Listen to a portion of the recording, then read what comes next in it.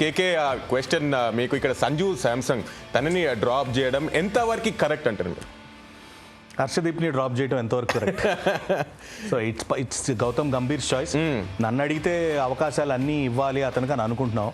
ఎందుకంటే మీరు అందరినీ ట్రై చేయాలనుకుంటే ఐ థింక్ నెక్స్ట్ మ్యాచ్ ఈ ప్లేయింగ్ 11 పెట్టుకోకుండా you need to try Rinku, you can get back Harshit Rana, ఇంకెవరు మిగిలేరు కుల్దీప్ని తీసుకురావచ్చు, ఇవన్నీ చేయొచ్చు. So when it comes to trying everybody it's fine. But అలా కాకుండా ఒక ప్లేయర్కి కాస్త జస్టిఫై చేయాలి అంటే మాత్రం సంజు శాంసన్ని ఆడించాలి. ఆడిచ్చేది కూడా మీరు ఒక బ్యాటింగ్ పొజిషన్ పెట్టి దానికి తగ్గట్టు ఆడించండి.